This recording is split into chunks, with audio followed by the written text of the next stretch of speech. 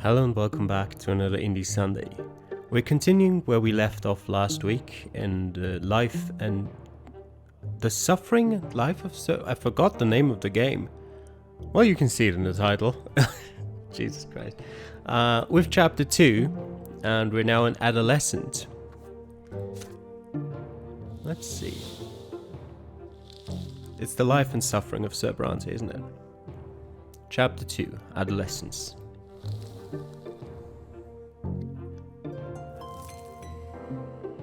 You've lived in this world for 8 years now.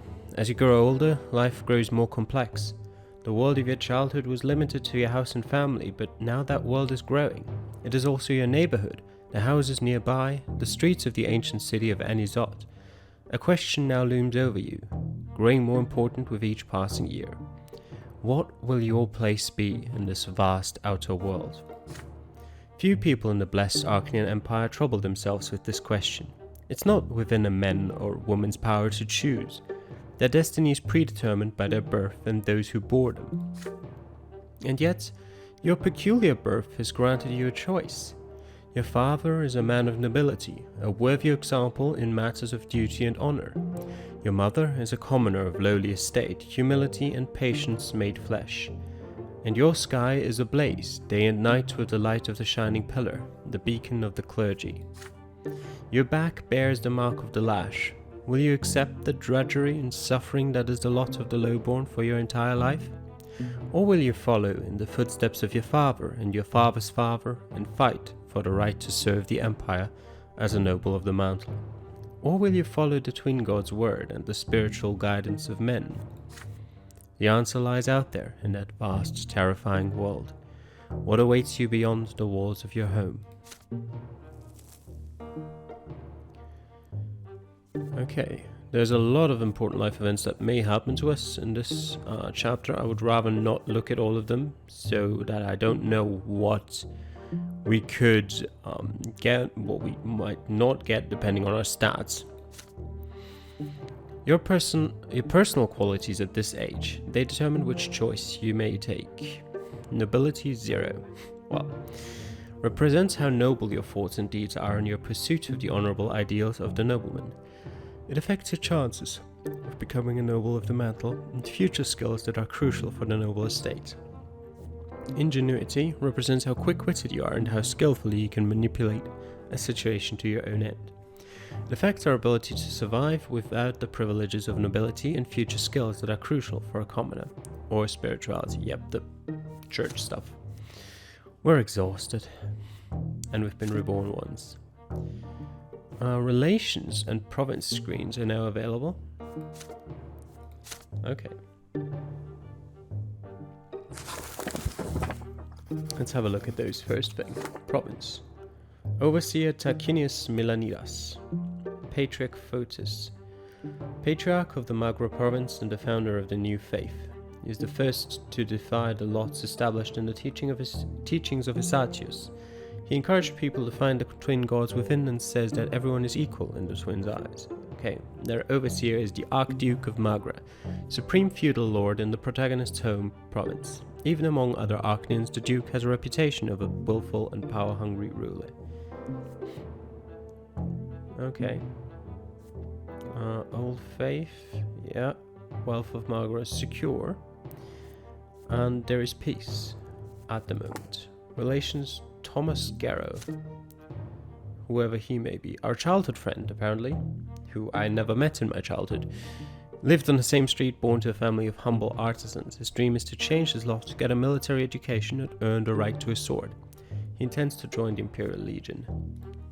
Okay, there you go. The boy down the street.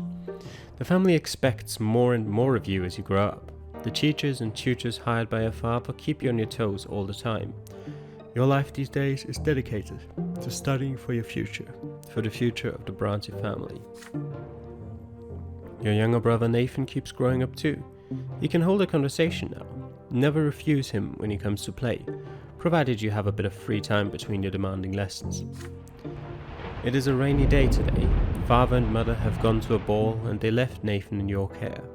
You lose track of time over the books in the sitting room and Nathan goes off alone to splash in the creek. Soon you hear his voice, begging you to come outside. He's on the porch, sobbing, all covered in dirt. You walk up to him as he continues to bawl.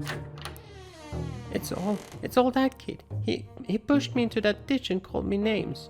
He said I was a fancy fool. I said I'll call my brother. He's still there. You have to go punish him, Calamity. Nathan points at a lopsided wooden house further down the street where the poorer artisans live. You see the two boys lingering there on the porch. They are clearly both commoners, but far from poor. One of them is almost as tall as Nathan, and he frowns in a funny way, just like him. The other looks older, almost your age, but he's more broad-shouldered and taller. His name is Thomas. You've heard it before. There, Calamity, that's him. Nathan points at the younger boy and hides behind your back. Thomas grins and rolls up his sleeves to reveal strong forearms. He must have been helping his father with manual labor for quite some time. Listen up, Ridge boys. We don't give a damn about you or your friendship. We don't let nobody call our home a stinking rat hole. Your little brother earned his ditch dive. Maybe next time he'll dress normal and stop picking fights with people who can throw him in the mud. Your hands clench into fists before you react. Nathan called them names first. No wonder they did the same. That's how it goes. But pushing your brother into a ditch is too much. Thomas stands tall and confident. He sees no threat in you. You're about to get ready for a fight when you feel a tug on your sleeve. You turn your head to see Nathan, the one who started the whole mess. Yeah? Sure, let's listen to him. Nathan keeps tugging on your sleeve, harder and harder. Finally you turn and look at him. Don't fight him, please. Look, he's huge. Let's go home. Who cares about them? You're all sweaty. Are you gonna listen to your little brother and walk away like a coward? All you rich boys are chickens. You do nothing but squawk, but when the push comes to shove, you run home to mommy.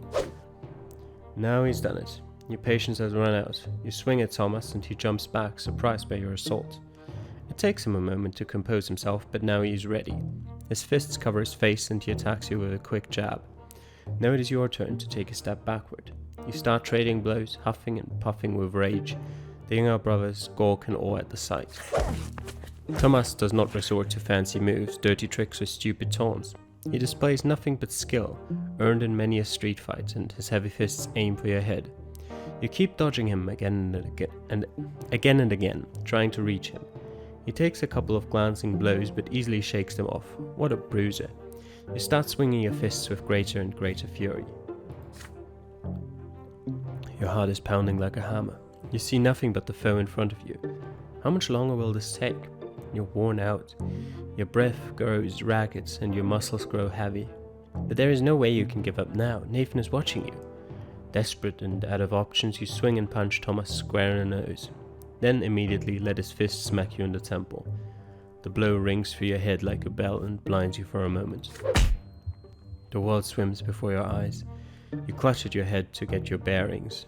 Thomas is standing in front of you, blood dripping from his nose. You no longer want to fight it out, and it seems your opponent would rather end it too, but you keep standing there, eyeing each other angrily. Then suddenly you hear an angry shout right next to you. An enraged man in a craftsman's apron is shaking his fist. Thomas's face contorts in terror right away. It's my father, run! The punishment for fighting is flogging, and the mere prospect of that makes you run like the wind. Thomas sprints in front of you. You dash across the rotten wooden planks of the back alley, up and over a lopsided fence, across a giant puddle in one leap, and then forward into the tall grass. You hide there and stay quiet. You hear no sounds of pursuit. You exchange glances with Thomas and start laughing. His laughter is loud and infectious, but soon he cuts it short and grows sadder. Hey, I'm gonna get flogged anyways, my dad's always quick to give me a beating. I know he started nagging me about the lot and the prayers for days like he always does. Why do I always get myself mixed up in this stuff? But fighting's the only way to prove you're worth anything, right? The adults didn't see you fighting, you tell them, so all you have to do now is convince them you weren't. Nosebleeds happen, right? Mother gets nosebleeds all the time. Well, we could try it. Let's hope our little brothers don't tell on us. I'll talk to mine. There's a scratch in your head. Don't let him see it. Good thing I didn't hit you in the face. There, good as new. You assure him that Nathan will never tell, and in return you'll make sure he behaves himself so he won't get tossed into a ditch again. With that, you shake hands with Thomas. His handshake is as strong as you would expect based on his fists. You make your way out of the tall grass. You need to leave before Thomas's father goes to your family and complains about you breaking your laws. You come to a realization on the way back. You had no idea the place where you were hiding even existed, and it wasn't too far from home. Thomas smiles in excitement when he hears this. I know lots of places like that. I'll tell you what, if we get out of this mess today, I'll show you the way to the old fortress wall. It's a perfect place to build your own fort. I dragged a bunch of wooden planks there. Too bad it's no fun to build all alone. My brother never helps, just gets in the way. You emerge from the muddy back alleys, united by a secret only the two of you know. It seems you've made a friend today. Okay. Increase your willpower, that's nice. Met Thomas, 11:26.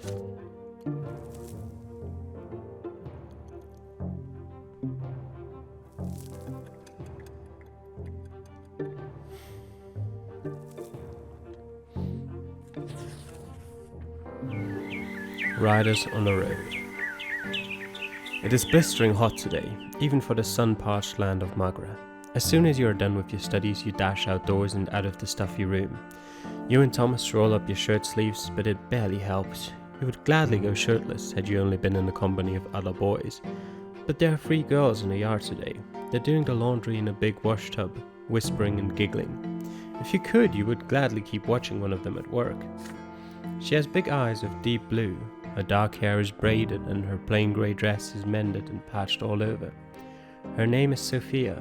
She throws her head back a little when she laughs. The rays of the sun are reflected in her eyes. You, Thomas, and the other boys keep telling silly stories, anything to make her laugh. You sure love telling tall tales, Calamity. Oh, I remember this one time. But then Sophia hears a voice calling her home. She nods to you and runs across the street, smiling. Her light steps carry her forward, but her eyes are looking elsewhere. But then a stone on the road catches her foot. She stumbles and falls flat into the dust. The street starts shaking from the thundering of hooves. Riders appear on the road from around the corner. They bear a coat of arms you recognize right away. A sable serpent blade upon a field of vert. It symbolizes the Melanidas dynasty, the family of your province's archduke. The horses dash forward. A lost wooden toy on the road cracks under their hooves. They will not slow down. They are the nobles, and the rest must make way for them. Sophia is in their way, just now starting to get back on her feet. Her mother is crying for her desperately from behind the fenced door. You freeze in terror. The riders surely see the girl. Are they going to stop? Or are they going to trample her? In only a few moments the beautiful girl will be toppled, trampled, and crushed. Sorry, but we've died once. We can't afford another death. And it wouldn't help her anyway.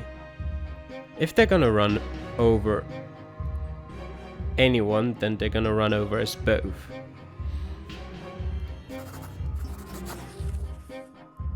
You stand frozen by the roadside, unable to look away as a cloud of dust covers the entire street. You feel as if a massive, maddened beast whipped into a merciless frenzy has just passed you by. You hear no screams, no cracking bones, nothing but the deafening din of the hooves. Once the horses are gone and the dust settles, you can finally see the road again, the repulsive blob of blood, flesh and bone left on it. You can still see traces of Sophia in that mess, her dark hair, the remains of her dress, but it is no longer her.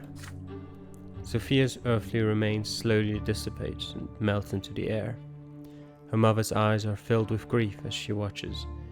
She hunches over and slowly walks back into the house. You can still hear the riders, far away, down the road. None of them even bothered to look back. Your friends walk away, at a loss for words. You make your way home, dazed by what you have seen. You are still dazed as you retell these events to Mother, unable to look up from the floor. After a moment of silence, she embraces you and calms you down. Poor girl, what a terrible, painful death. But you must know that it was not her true death. By the twins' mercy, we are all given enough time in this world. Should you die before your time, you will be brought back by their grace. For 3 times they will rescue you from a terrible fate, but the 4th death is true and final for all. Every loss of a life we were granted at our birth is a heavy blow to us, but the gods told us not to mourn a lesser death. Everybody will keep on living as though nothing has happened, even Sophia's parents. Their family is poor and they have no family crypt like we do. When the girl's soul comes back to life, her body will be reborn in the city church with all her wounds healed. Do not mourn her, my son, but thank the twin gods for their justice. You see Sophia by her house a few days late, and she looks completely fine without so much as a scratch. The other children tell you that her parents now forbid her to leave the yard after dying such an early first death. You call out Sophia's name. She looks at you briefly, then walks back inside. Sophia never talks to you again. Well, I mean, it was her first death. We already had ours, and either way, we got it's just fair. I'm gonna keep telling myself.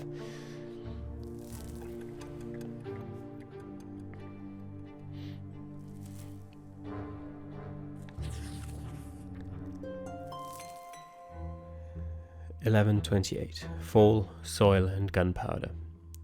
Sophia disappeared after the terrible incident with the horses.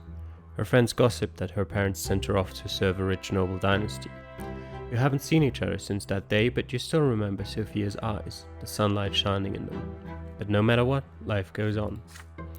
You're 10 years old now. Your studies continue, and you are learning more about the land you live in.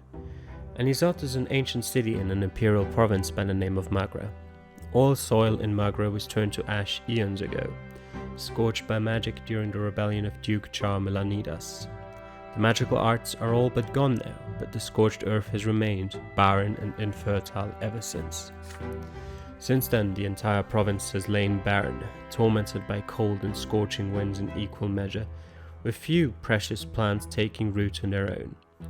All fertile land in Magra is bought elsewhere and brought here by an endless caravan of carts.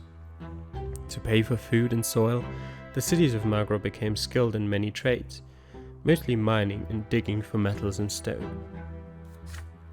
Last fall, there was an explosion just outside the city, followed by clouds of thick smoke. The first such incident frightened the citizens, but then explosions and smoke became an everyday occurrence. Soon, everyone grew used to it. Farver explains that the miners are using a new invention called gunpowder. It makes it easier for them to reach the precious stones and metals deep within the earth. Then one day a thunderous explosion rocks the city, and black, billowing smoke covers the houses. People are stuck in their homes, all windows tightly shut. The air is impossible to breathe. Nathan coughs all the time. Gloria and you cough only when nobody is watching. If Mother hears it, she'll make you inhale those hot herbal vapors, just like Nathan. It takes 2 days for the black smoke to disperse. People pour out onto the streets to meet their friends. Thomas is eager to share everything he knows about this incident with you. They took lots of burned up people to the city temple. Mom told me she was helping to heal it. There are many rumors. Some claim it was the work of a beast stirred from its slumber, while others say it's the surviving witches that continue to threaten the order and the empire with their cursed powers. But as for you patiently wait for Father to come back home, and then you'll ask him about it. Father spends day and night at work in the prefecture, while Mother spends all her time in prayer. It takes a full week for Father to finally come home, and he's almost completely spent. You muster enough courage during dinner to ask him what happened outside the city. Father raises his head, his face a bleak, weary mask, and starts muttering his proclamation. It's almost as if he doesn't see you. It's the mine outside the city. They were trying to get to a vein of ore. There was an explosion. The mine caved in and the black smoke started flowing. Many workers died there. It was all because Convel Velasco, who owns the mines, wanted them to stop mining that vein before they were ready. Some of the workers weren't even reborn. Perhaps the twins thought their final time had come. The prefecture has been inundated with complaints from families that have lost their breadwinners, asking the judges for help. Many people also lost their cattle to the black smoke. Count El Velasco blames gunpowder for the disaster. The prefecture and the press just repeat whatever he says, but it's plain old greed that's to blame. Noble or commoner, greed is the same. If the Count had spent a little more coin to survey the area, there would have been no explosion. Then, without warning, he grows silent again. You keep thinking about it for days.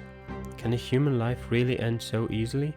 A single moment of bad luck and you die, only to re-emerge from the temple or the family crypt with a new black mark on your arm. Or worse, you remain where you fell, dead, never to be reborn again, ever.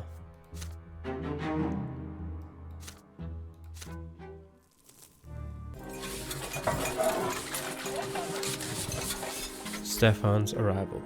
During lunch, Father tells you to stay home in the evening and prepare to meet some important guests. Your elder brother Stefan will return home by dinner tonight. Joining him will be your grandfather Gregor Brante, as well as a noble friend of the family. You are excited about your brother's return. It has been years since you last saw him. How has he changed during his years away from home? You and Father await the guests anxiously. The doorbell rings. 3 people are standing outside. Grandfather is the first to come in, naturally. He has not changed a bit since his last visit, still eyeing the house with contempt, looking for any reason to demean it. Grandfather is followed by a stately young man dressed in a jacket embroidered in silver, whom you barely recognize as your brother. Stefan casts a glance at your threadbare clothes, your dirty fingernails, and smirks. The last to enter the house is a personable gentleman with a worn-out, wrinkled face. You have heard a lot about this man from Father and Grandfather. He is Baron Augustin Elborn, Stefan's uncle, a family friend and the province's prefect, which means that he is the head judge and thus Father's superior. Sir Elborn smiles lightly and offers you his hand. And this must be your younger son Calamity, yes? You have your father's eyes, young man. Father bows slightly to Grandfather and Sir Elborn, but there is a moment of quiet when Stefan's turn comes. Father reaches out to him awkwardly, expecting an embrace. There is a question in Stefan's eyes as he looks at Grandfather. The old man shakes his head almost imperceptibly. We noblemen oughtn't put our emotions on public display, Father. Not even a lengthy separation.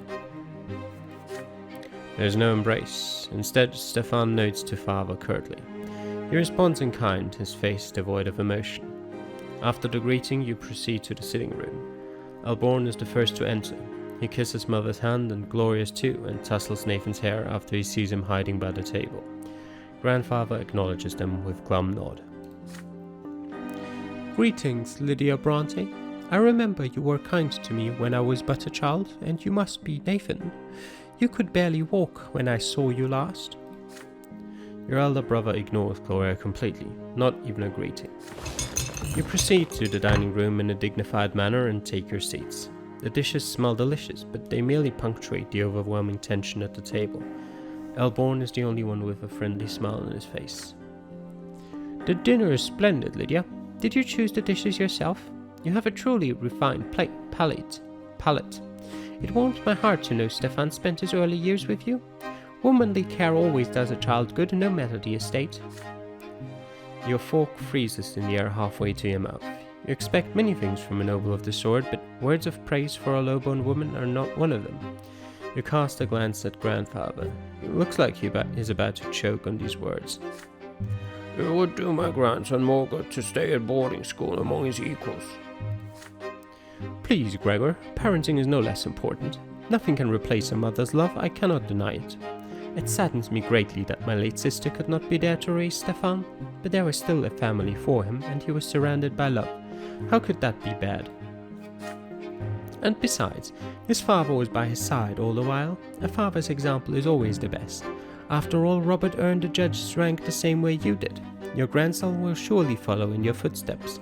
And who knows, perhaps even the younger men of the Brante family will contribute to the... You clumsy low-born cretin! Everybody is startled by this sudden outburst. Grandfather's face turns red. He's glaring at a young lady servant holding a pitcher over a glass.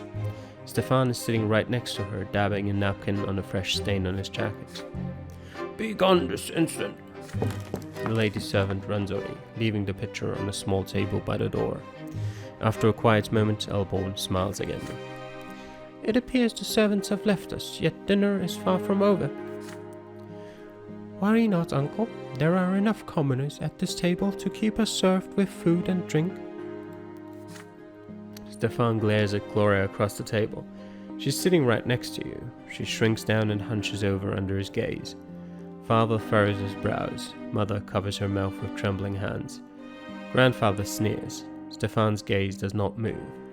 The silence lasts far too long. Then she starts to rise from her chair. If the Brante gentleman so wish it. Your hands clench into fists under the table. How can he bring himself to humiliate his own family, his own mother and sister like this? It is all Grandfather's doing. Stefan could not even bring himself to embrace Father without his permission. And yet they are noblemen, and they have the right to act this way. If there is any way this dinner can become even more unbearable, you do not want to see it. Well, either of those will make it more unbearable, so I guess we're making small talk. Moving stiffly, Gloria takes the wine pitcher and starts refilling the glasses.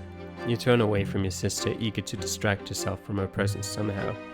So you ask Sir Elborn how you may contribute to the family legacy. He turns to you, clearly relieved. Your eagerness to support the family betrays your noble-bearing young man. It is simple. Always remember that you are a Brante. Your family has a path of its own. You must follow in the footsteps of your father and grandfather and learn the judge's trade. You keep asking questions about the life and duty of a nobleman, trying not to look as Gloria continues serving the table. Sir Elborn is eager to explain. A nobleman must always live with honor in mind, but the imperial law stands higher. There are free lots and free estates. Naturally, they can never be equal, yet the law must govern those who live within each estate. You have a hard time understanding some of the things the prefect of Magra says, but his intellect is stunning. The dinner ends. Gloria takes away the last of the dirty dishes and disappears quietly from the dining room. Sir Elborn cordially bids you farewell. Grandfather and Stefan are still as haughty as ever, but they are clearly pleased. Pleased with what, you wonder? The dinner or Gloria's humiliation? Then you go to sleep. Your sister is sobbing in the next room, loud enough that you hear her.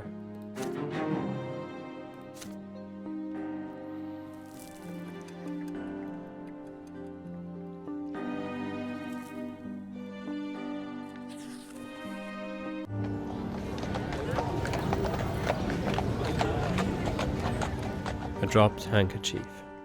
Hot, dry wind sweeps through the city from the barren lands around it. The noble residents of Anisot prefer to remain in their chambers, while the commoners huddle in tents or in the shade of the silver tree. You're on an errand right now. Your father wrote a letter to a noble acquaintance, and you are to deliver it. Thomas, the boy down the street, is tagging along. The two of you are inseparable now. The errand is an easy one, so you decide to take this opportunity to loiter around a part of Anisot where the nobles live. So here you are, in the middle of the city square, resting on the ancient brickwork by the old fountain in the merciful shade of the gargantuan silver tree. Thomas is by your side, lazily slouching on the edge of a fountain's basin. It's a hard life for commoners like you and me. Either you break your back in a workshop day and night, or hoping someone will buy you goods someday, or you become a manservant to some noble. You never get a chance to enjoy life. This is our lot, you remind him. We work and endure and suffer, but Thomas waves your words away. Yeah, I know that already. Mother keeps drilling that stuff into me. We must be humble, our strength is patience and persistence, so yeah.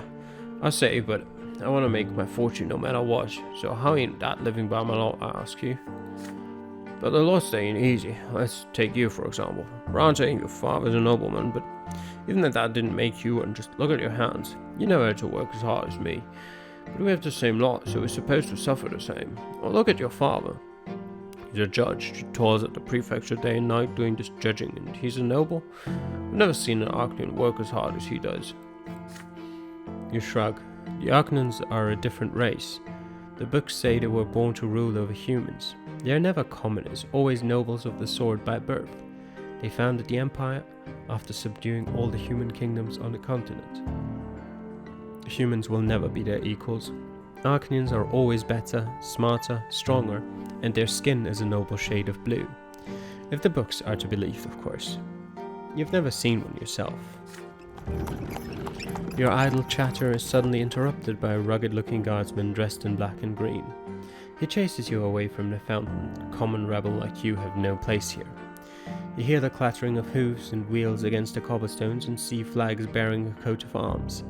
A sable serpent on a field of vet. It makes you squirm. It is the Archduke's coat of arms, the Milanidas dynasty. The carriage door opens, revealing a young lady in a luxurious dress. You cannot look away from her.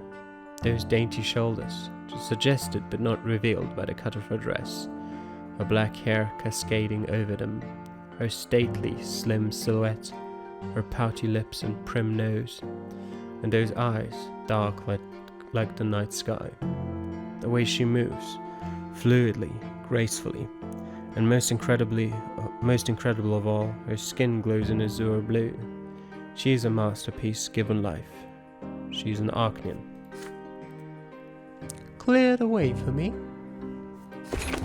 The Milanidas guardsmen work quickly to clear the way to the fountain for the Arcanian lady. The searing sun dances on her skin in bizarre patterns. With one elegant motion she reveals a handkerchief, then leans over the basin and wipes her head and neck with its cool water. Wobbly, that's Octavia Milanidas, our Archduke's own daughter. The Arcanian turns away and proceeds gracefully back to her carriage. You see something slip out of her hand and fall onto the cobblestones right next to you. Her handkerchief. It is right there by your feet. Intricate craftsmanship.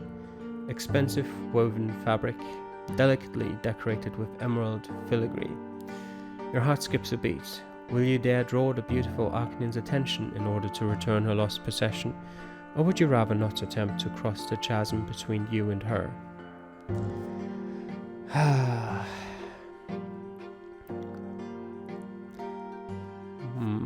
Quickly I plan to sell it later. Trying to burn her every movement into her memory. What are we gonna do about this? I feel like we might need a willpower for something else later. I also don't know if she'll even accept the handkerchief back, with it having been touched by a commoner like us. Alright, sure, we're giving it back. It takes a moment to overcome your fear. You follow the young lady Milanidas and call out to her in a nervous voice. She turns around, her beautiful face marred by a puzzled expression. You extend the dropped handkerchief towards her. Lady Octavia's face contorts into a sneer. She signs to the guardsman indifferently. The guardsman's gauntlet-clad hand slaps you in the face. It rings your head like a heavy bell. Your nose cracks obediently under the staggering force. The rest of you follow suit and you fall prone. You can discern the guardman's voice through the painful din in your ears. Shall I take the handkerchief back, lady? After a commoner's hands have befouled it, let him wipe himself with it for all I care. Okay, yep, that's roughly what I expected. Why do I still have hope for the nobility here? The carriage drives away. Thomas runs up to you and drags you back to the fountain. Your head is still ringing from the blow. The fateful handkerchief is still crumpled in your hands. I guess we can still sell it.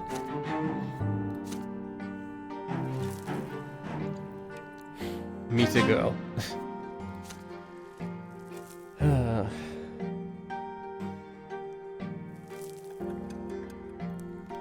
11:30.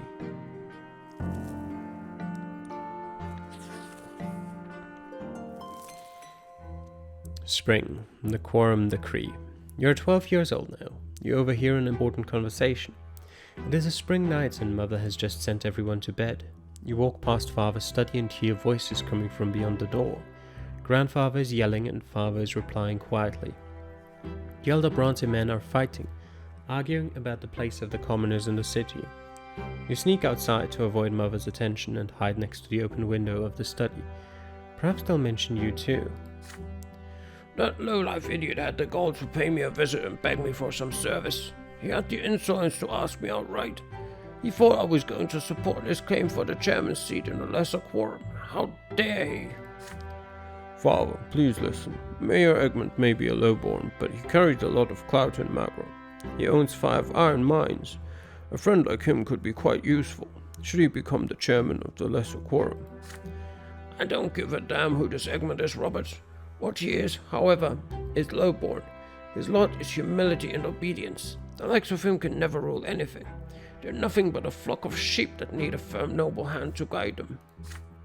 I wasted so many years trying to quash that quorum decree, but that accursed Cornelius Tempest did everything in his power to make the Emperor sign that pathetic screed. And now even lowlifes can wield power. True power, Roberts. Just the right to discuss the size of the Arcu's tax, nothing more. That is only the beginning. What's next? Are they going to arm the lowlifes now, make them into judges? If the Empire rejects the foundations and the lots, the entire edifice will crumble. Bah! Who am I telling this to? It is already crumbling, and you, my son and heir, are a harbinger of its destruction. Father, I'm begging you, I do not wish to marry a third time. Lydia is a good wife and a dutiful mother to my children. If you would only allow her to... I will allow them nothing. Neither Egmont nor that freeloading wench of yours. What do you want me to next? Live by the laws of the Lowburn? I can already see where this is going, and I'd rather run my own sword through my gut than live in a country where nobles and lowlifes share the same rights. My only dream is to see the name of Brante in the Blue Book, but that dream will never come true. They will never call me Venerable Earl Brante, and it's all because of this marriage of yours. My only hope now is to hear Stefan addressed in such a manner one day. Thank the twins I didn't let you ruin the boy. He is about to grow up a true nobleman. His children will bear the name of Earl Brante. You have 2 more grandsons. Those spineless milksops from the common lot. They're incapable of anything. The best your middle son could do is sneak into the Imperial College and get ennobled by the mantle, although I have grave doubts about even that. As for the downtrodden Nathan, I hold out no hope for him whatsoever. You hear grandfather's heavy footsteps, the thudding of his cane and the slamming of the door. It's time to sneak back home before you're discovered.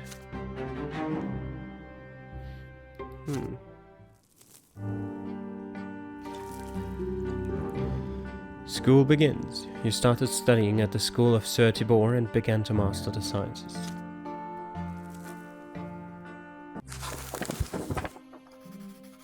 A storm of expectations. Finally the day comes when the teachers stop coming to the house. But before you can breathe a sigh of relief and put away the books, Father asks you to come to his study. You've grown, my son. It's time for you to continue your education away from home. I've chosen the serving school for you. Sir Tibor's school for the children of noblemen and well-off commoners. Naturally, it is not a boarding school for nobles, so you'll study there during the day and come home in the evening.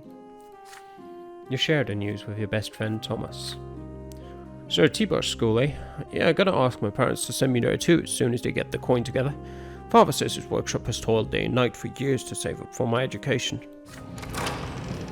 The school is based in an ancient estate of Arcanian design. The classrooms are tall and spacious with massive benches. The sounds of scraping quills and lectures on history and imperial law and theology echo under the vaulted ceilings. The rules are strict, the lessons tiring. Restless Thomas keeps getting distracted, and several times he gets his hand slapped with a stick for it. Every teacher demands flawless mastery of their subject. Every day Father asks you about your studies. You've already told him twice how Magra joined the Empire and how the nobles' court of honor is different from the commoners, civil courts in the city prefecture. But Father keeps pressuring you to work even harder. When it is time to go to bed, Mother will not let you go to sleep until you recite a newly learned prayer for her. And when it is time to go to school, you promise her every day that you will behave with great humility and steer clear of insolent behavior of any kind. For you still live by the commoner's lot, and that lot is hard work and suffering. Your first month in school draws to a close, and the teachers announce that there will be exams at the end of the month to determine the best and the worst students in each subject. Father insists that you devote all your spare time to studying law and history, if you wish to follow in his footsteps. But when you speak to Mother every day, you start considering theology. You still remember the revelations and divine visions that came to you in your earliest years. You've only one more day until the exam. You've locked yourself away in your room. It's already getting late. Your desk is covered with handwritten notes, surrounded by leather-bound books. Just looking at them makes you queasy, but you have to read through all of them again, at least for one of your subjects. There is a nagging thought in your mind. Thomas ended up in big trouble the other day. He got in a fight with several boys who live next street. They heard about your wooden fortress and got in an outrage by the fortification built by commoners. They swore to dismantle it tonight. Thomas swore he would defend the fortress until the end. Perhaps you should abandon the books to rescue the friend in need? But then you hear your little brother Nathan knocking at the door. He stands there shyly, not saying a word. He often does that, standing still and staying speechless, until either you speak first or he runs away. But this time he actually says something. The door is locked. Are you okay, Calamity? Is there anything I can do to help? Your head is spinning. That is the last evening before the school exam. If you fail, your family will be very disappointed. You have to refresh your memory on law or theology, either one or the other. But Thomas and your fort are about to be stormed. Why today of all days? You grind your teeth in rage at the thought. Nathan is by the door, trying not to bother you. He wants to help you the only way he can, for reasons known only to him. Will you accept his help? Accept his offer of help. Help with what? Like, realistically, I could do multiple of these. I could spend a moment with Nathan because it says a moment, and then I could focus on law and history. Are we going to trust in Nathan? Alright. Nathan, you better not disappoint me. You cannot help but pay attention to your brother's quiet, weak voice. You push the books away. Nathan runs to you and wraps his arms around your legs. They should just leave you alone. I don't want you to get sick. Warmth emanates from his hands. You feel the burden of the responsibilities thrust upon you fall from your shoulders. At last you realize something. You can make your own decisions rather than submitting to the will of others. You laugh at this realization and feel a new spring in your step. Nathan laughs with joy when he feels this. He takes your hand and pulls you outside. You've studied enough. You spend the rest of the evening playing with your little brother, teaching him how to build a watchtower out of wooden planks, sticks and old rags behind the house. Nathan's success in construction leaves much to be desired, unlike his skill in covering himself with mud. Still, he is absolutely overjoyed. The morning comes. You barely have time to wake up before you're walking to the menacing edifice of the school. The entire day is a constant flow of questions demanding answers.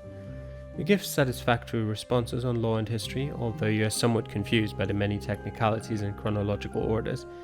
Your knowledge of the interpretations of the lots leave much to be desired.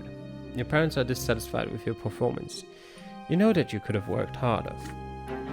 Still, you believe yesterday was not a waste. Nice, more willpower is always good.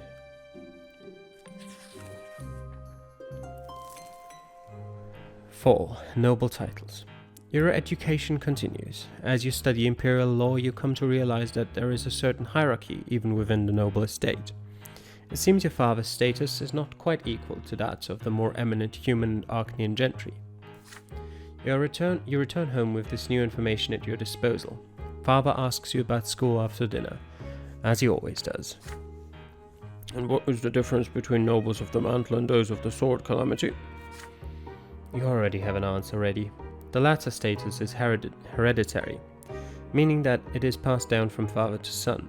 After the Arcanians, nobles of the sword are the most eminent humans in the empire. They own lands and estates, they fill offices of the highest ranks, and the names of their bloodlines are preserved within the Great Blue Book. Nobility of the sword can only be granted only by the overseer of the province or the emperor himself. And how are such eminent people addressed? With the honorific L before the last name, you respond. Sir Augustine L. Bourne, for example. Father pats you on the shoulder, clearly pleased. And what about the Arcanians and their status? What have you learned about them? The Arcadians stand above all human gentry. They are born to rule over humans regardless of their titles. No L is required when addressing them. They need no honorifics, for the names of their ancient dynasties are known to all. Father nods somberly. Yes, we can never be their equals. Do whatever an Arcadian tells you and never defy them. Ever. What about grandfather and me? Where do we stand as nobles? That is easy. Father and grandfather are nobles of the mantle. This title cannot be inherited, but it can be earned by any commoner as a reward for great service to the empire, in the legion, or as a civil servant.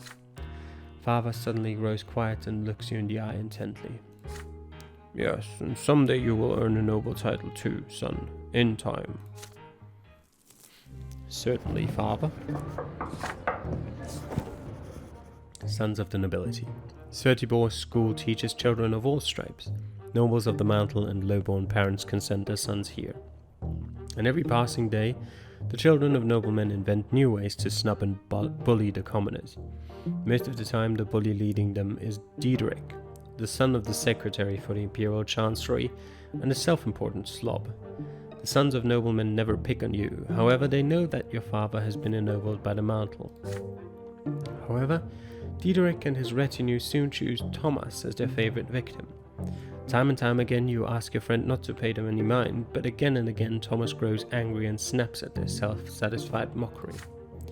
It is early morning. The students are busy flocking to the classroom for the next lesson. You wave Thomas over when you see him. He waves back at you, and then a bucket full of slop splashes on him. Needless to say, it is the work of Diederik and his entourage. You hear his familiar creaky laughter. The tailor's son stinks. How dare you sit next to decent folk? Thomas clenches his fists. You're dead, Diederik. He throws himself at Diederik's haughty entourage like a soldier ready to wage war. He attacks them first. This is just what they expected, and they are free to retaliate.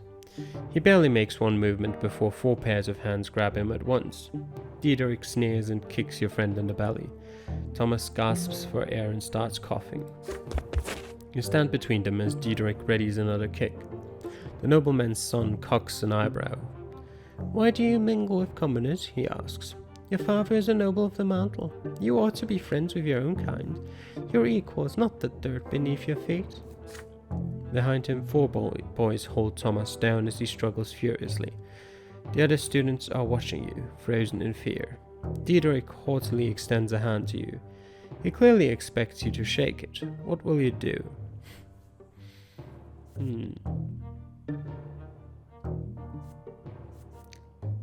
I don't fully know what admonish means.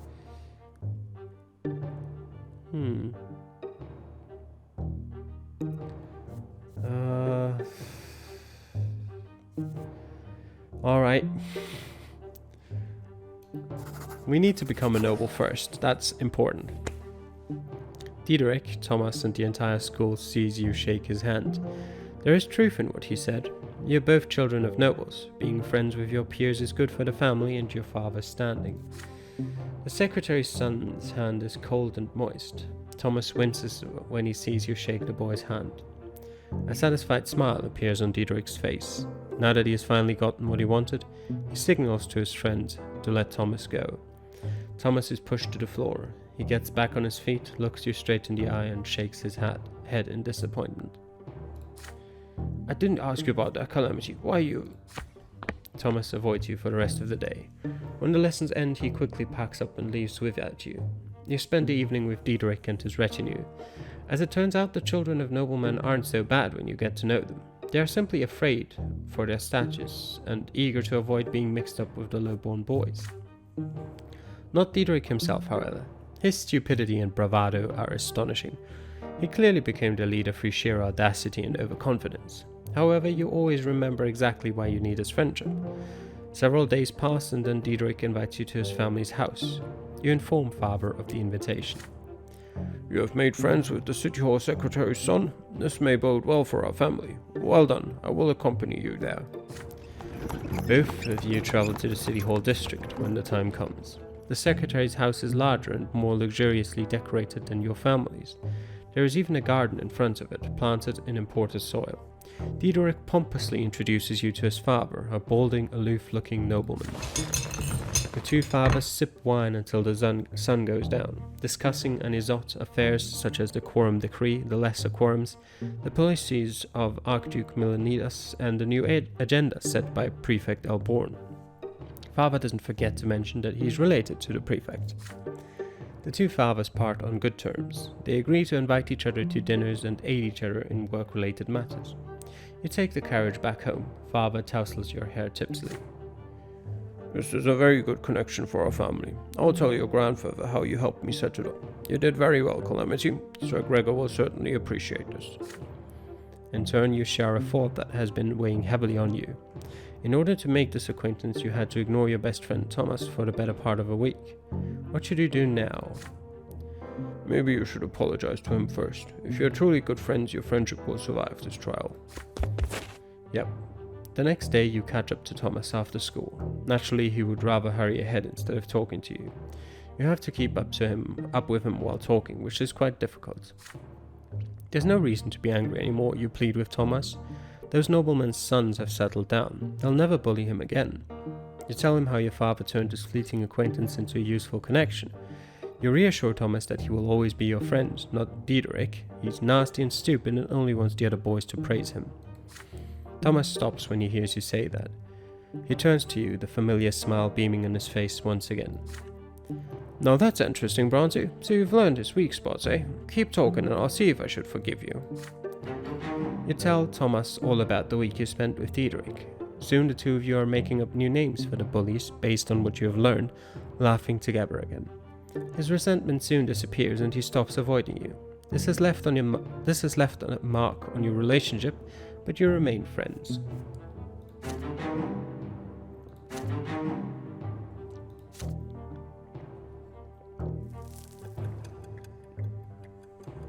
(11:31).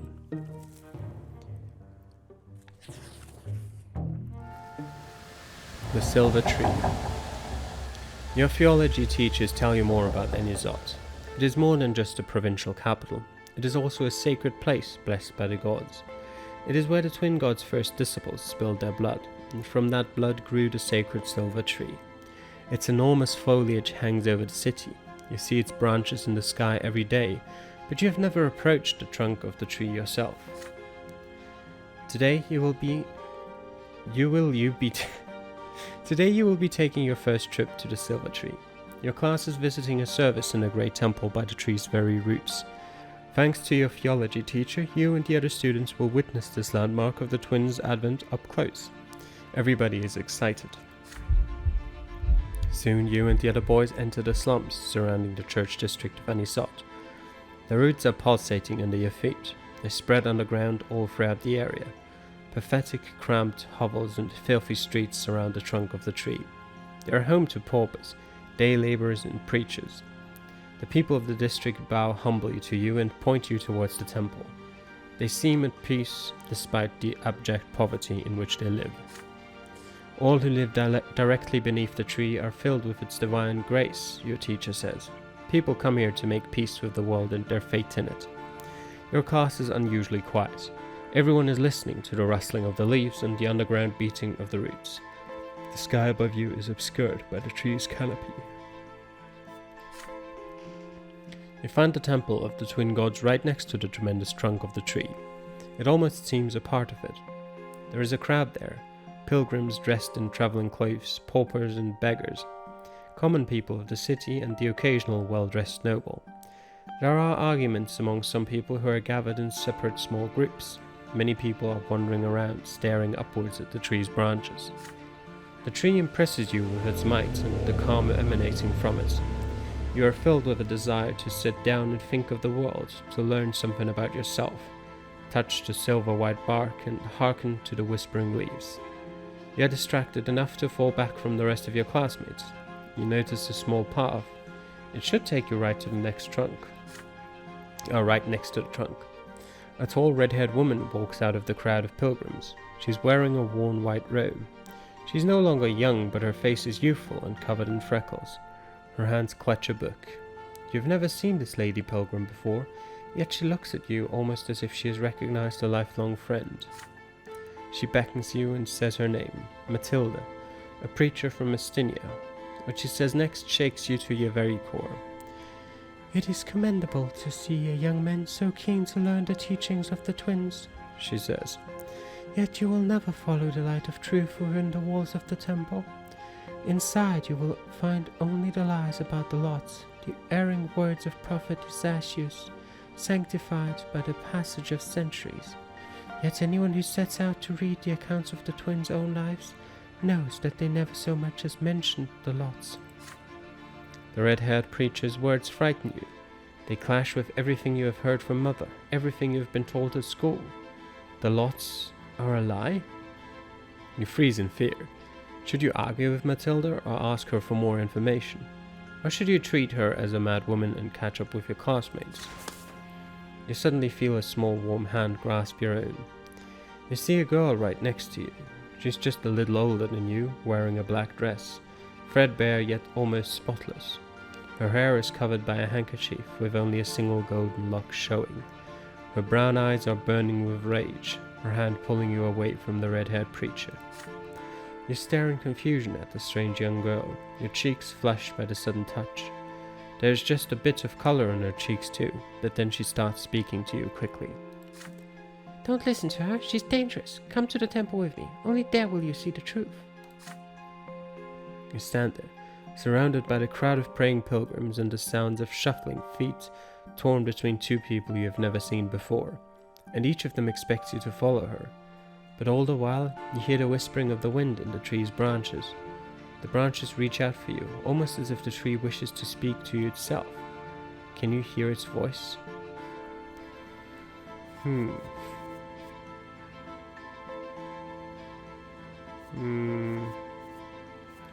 Sure, give in to the epiphany.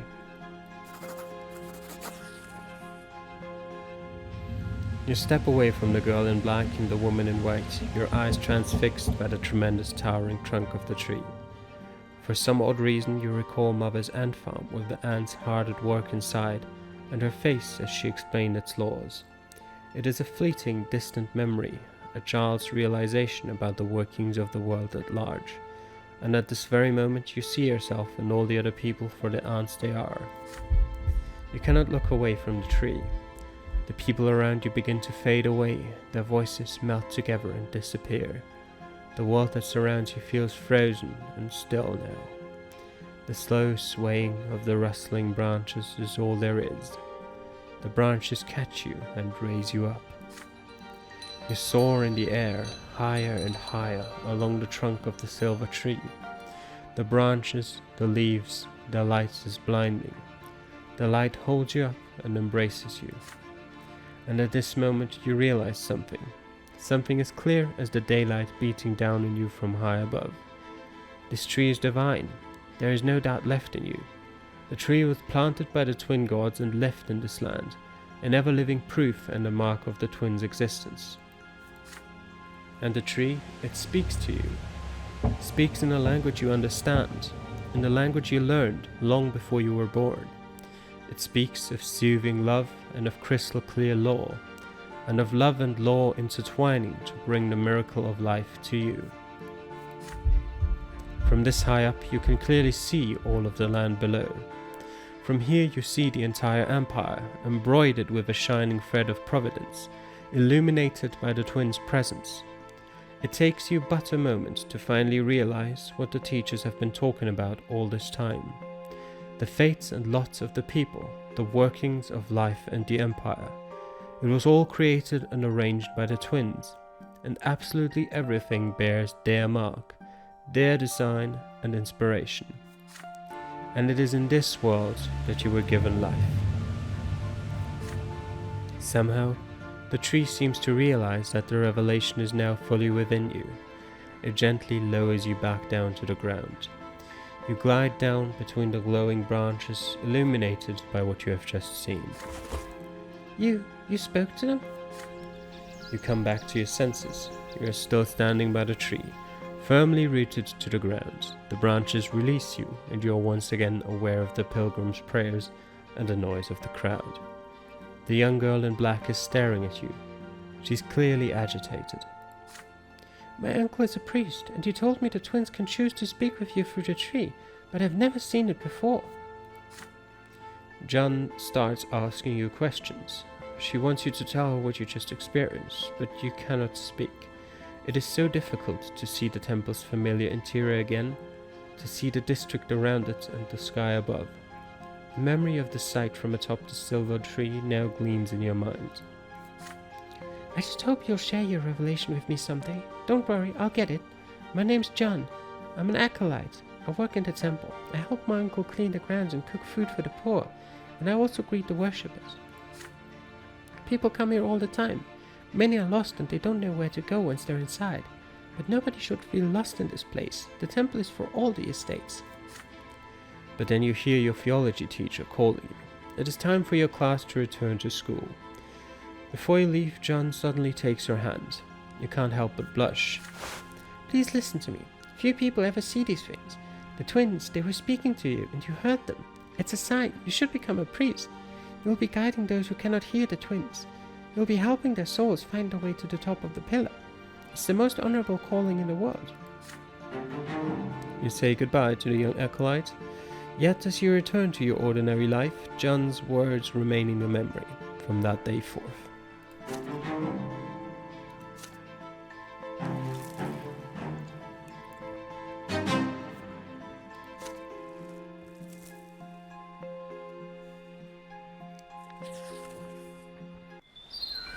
The shadow of the past. Another school day has ended. You're making your way home, still mulling over the things you learned from your teachers. The founding of the empire, the eternal and unshakable rule of a single dynasty, the free estates, each with its own rights. What an odd sort of order the world has, and yet so mysterious. At least it sounds that way when your teachers talk about it. Mother is waiting for you on the porch. She smiles gently when she sees you, and yet her expression still shows great concern. Father left on a trip to several distant Magran towns a few days ago. Since then, Mother has been trying to tell you something, but she seems uncertain. Son, could you put your things away and come pray with me? You join Mother in a prayer to the twins. She prays with fervent sincerity, her head bowed low, reciting the words of obedience to them and their greater design in a barely audible whisper. You repeat after her, just as she has taught you ever since you were a little boy. When the prayer ends, Mother sighs and turns to you. Calamity, my son, you're 13 now. You'll be grown soon. It's time you learned about certain things that are important to our family. Difficult things. It's about your father and me, about our marriage. You gaze curiously into Mother's eyes. I'm sure you've wondered about this before. Your father is a nobleman of the mantle, so how could he marry a commoner with another man's child?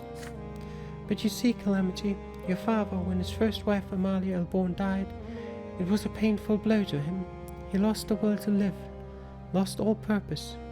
He felt like his own destiny was cut short that day as well. And then he met me. You know the troubles I had in the past. I went to the prefecture as a petitioner to ask them for help, protection, justice. When I was a young girl, I worked at a small shop that sold crockery and dishes. A nobleman took a liking to me. May his name be forever forgotten. The twins know I was humble and honored his lot to rule, but he took me by force. Mother falls silent, summoning the courage to continue. Gloria is that nobleman's daughter, but he was outraged. How could I have the gall to burden him with low-born progeny? He turned me out on the street with that little baby girl in my arms.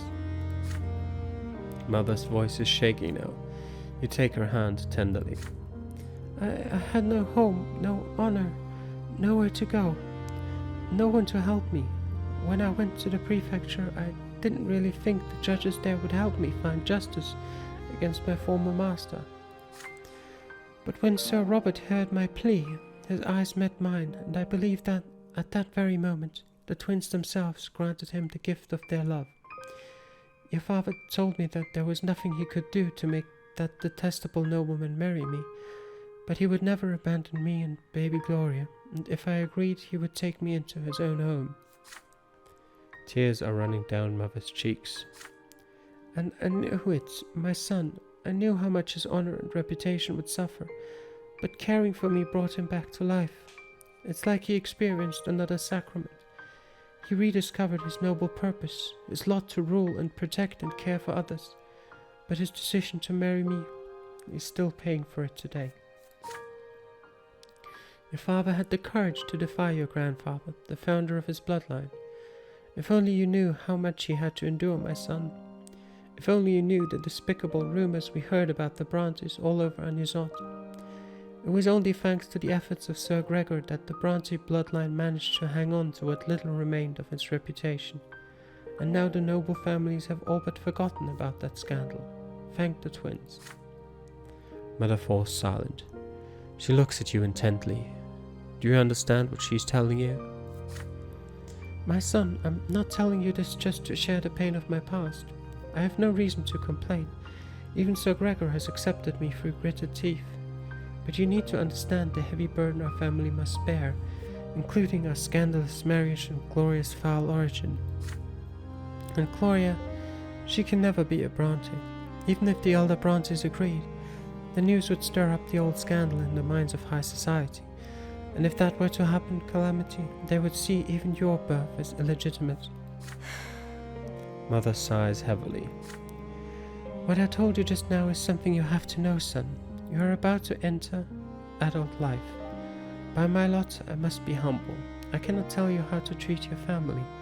But may I ask you a question? Now that you know all of this, do you still see Gloria as your sister? Yep. Filled with determination, you assure Mother that Gloria is and will always be your sister. You want Gloria to be a Brante too. You want her to be a part of your family. Who cares what the nobles of any sort say? Mother beams with quiet joy when she hears this. Oh, Calamity, if only you knew how happy that would make me, to have our family united at last. However, the joy on her face quickly gives way to concern. But I already owe good Sir Robert a debt I can never repay. He's given my daughter so much, a home and education, his care and advice. The Brante bloodline could suffer so much from Gloria's existence. We should all just learn to accept her status as it is. Just then you hear Gloria carefully knock at the door of Mother's chambers. Mother, Calamity, I couldn't find you. You happily greet your sister. Yes, she is your sister. No old secrets can ever change that. Mother gives you and Gloria a kiss on the forehead and returns to her prayers. You and your sister walk downstairs together. Mother is alone by her bedside now, thanking the twins with a quiet prayer for the Brante family they have given her. You hope they can hear her.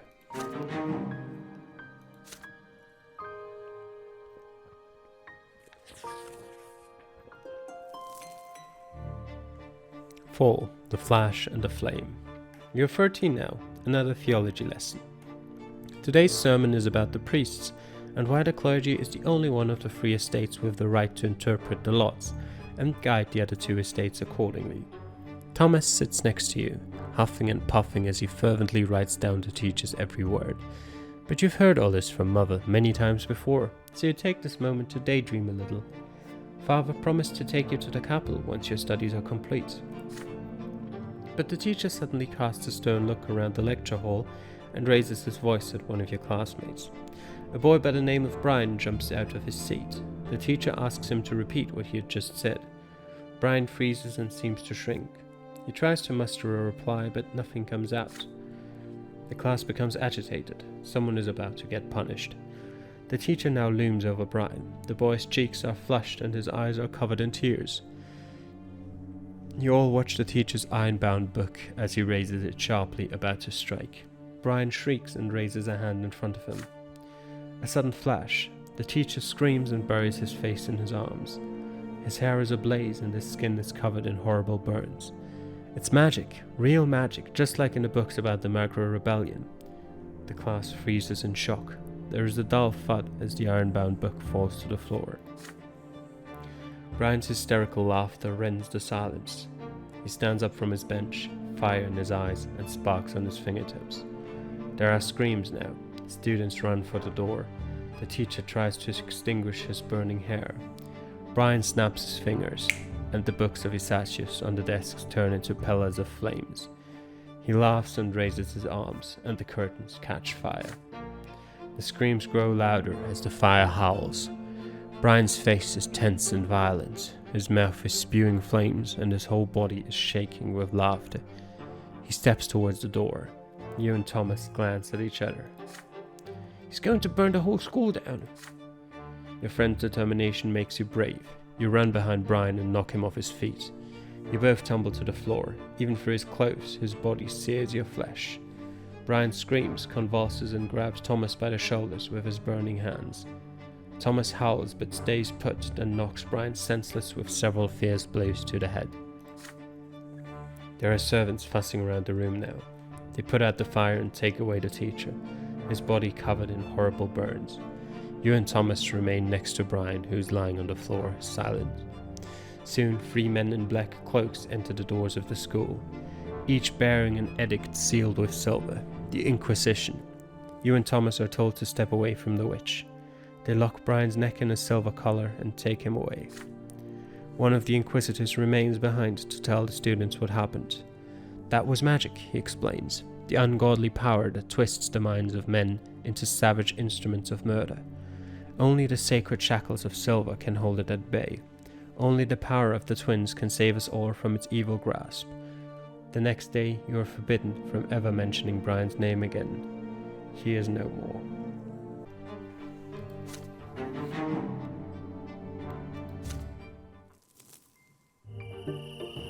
The Nobleman's Lot. Today is a great day. Exactly 400 years ago, the twins blessed the newly found empire and anointed the Arcanian Tempest dynasty to rule over it. This day, the Day of Anointment, is now celebrated every year. The school is closed for 2 weeks in honor of the holiday.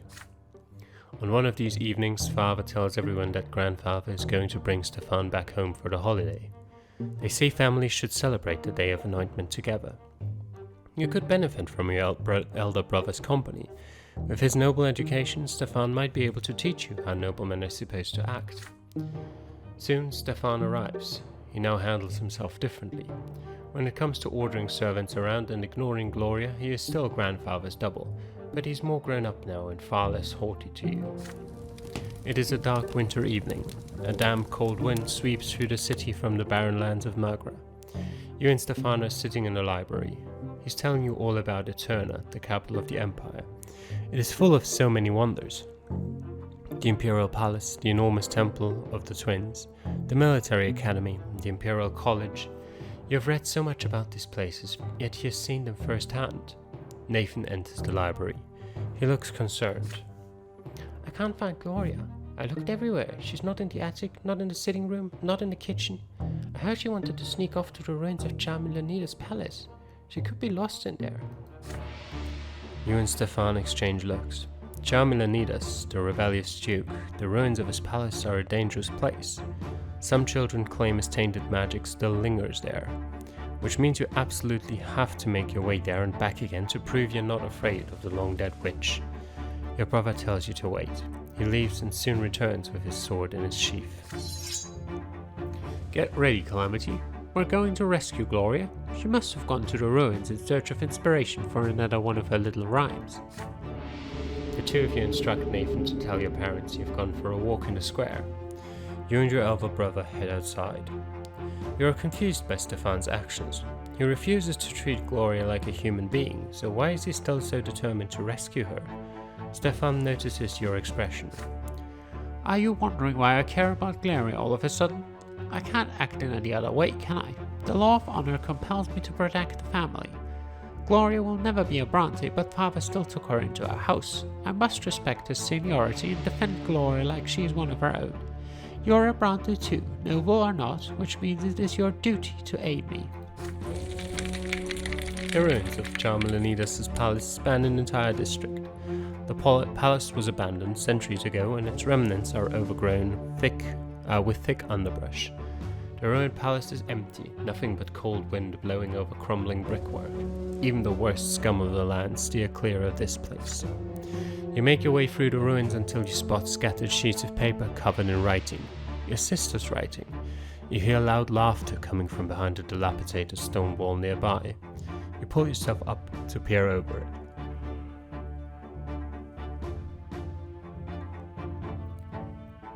Gloria is lying on the ground face down, twitching and sobbing. A gaggle of drunk young fucks surround her, cackling and swinging their arms about. You hear their shouts. Look at the lass sitting there rhyming words together. She thinks she's a noble. But don't you worry, little no-born tart. We're gonna teach you your place. One of the lads spits at Gloria as she lies there. Get away from her this instant, you bastards, or I'll spill your guts. They respond with mocking laughter. Stefan draws his sword. The street thugs recoil in fear, but they soon notice he is only one-armed man against many. They start reaching out for sticks and stones. Stay by my side, don't let them flank me. Stefan's hand shakes, but he looks ready for battle. He's outnumbered. For a moment you hesitate. Perhaps it might be better to run for the nearby district and call for guards. The young thugs are already armed with makeshift weapons. They start approaching you and Stefan cautiously.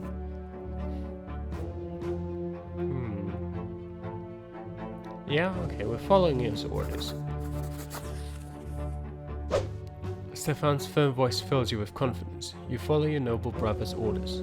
It takes a moment to grab a stick and then you are at Stefan's back, angrily swinging at the lads as they try to bring him down. One of the lads lunges at your brother with his stone, but you hit him with the stick and he falls down right at Stefan's feet. His sword flashes, the blade sinks deep into the young man's stomach. He wheezes, blood starts pouring out onto the ground. The thugs freeze. Stefan pulls the sword out, his face an inscrutable mask, and returns to his fighting stance. You're stunned to see Stefan take another man's life so easily and effortlessly, like picking his own teeth. The thugs look like they're about to flee. There's rage and confusion on their faces. They never expected the young nobleman to use that sword. Stefan just scoffs at them. Low-born scum, that's all you are. This is the only language you understand. Good job, brother. Gloria, get up, we're going home. He turns to glance at your sister, giving the enraged thugs just enough time to rush you. You get separated from Stefan, your back is against the wall now. They hit you hard, in the stomach, then the face, then the side of the head. Then your mind slips away. When the darkness disperses, you find yourself lying in your bed. Stefan is in the armchair next to you reading a book. He is alive, with left arm in a sling and a black eye, but still alive. Your head is spinning and you feel nauseous. You try your best to sit up. Stefan looks up from the book. Don't try to get up. You lost a lot of blood. I suppose that was a few thugs too many for a single warrior, even with good backup. I'm impressed. We fought like an army. The noble orders, the commoners obeys. All according to our lots. We defended the family's honor together. You know, brother, the nobleman's lot is also a great burden that few are able to bear. It takes courage not to fight everything you see, but to do your duty. Each and every decision a nobleman makes becomes a part of his family's legacy, flowing in the blood tide forever. I think about it often. A noble mustn't act weak. A noble mustn't suffer like people of the low-born lot. A noble must rule over them wisely. A noble must ensure that they have work to do. It's not merely your own lot you have to look after. You have to ensure that 1,000 others can live by their lot as well. And there are so many more matters to take care of. Honor, dignity, tradition. It's tough, but it's what it takes to be a nobleman. Do you understand what I'm talking about? There's approval in your brother's eyes, for the first time in a long while. It was a pleasure to fight side by side, brother. We're honorable now.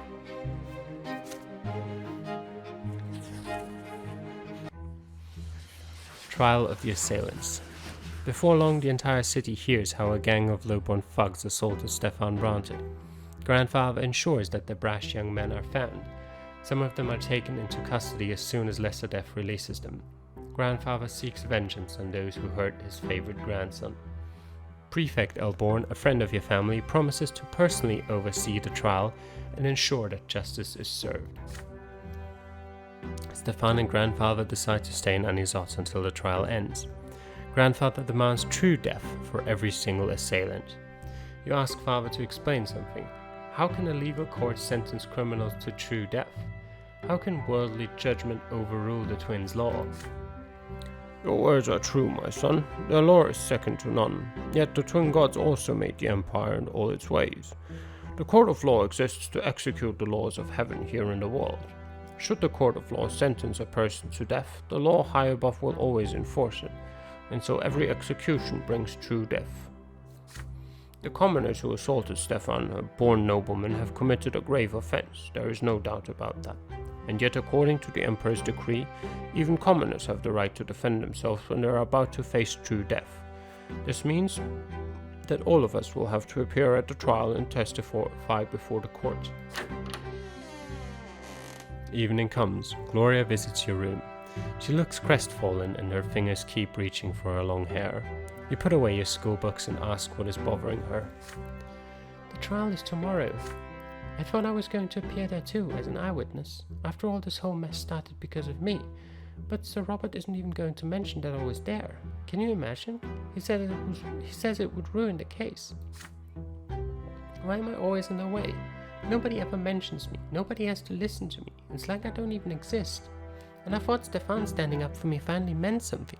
Maybe I will become part of the family. But no, everything is back to usual now.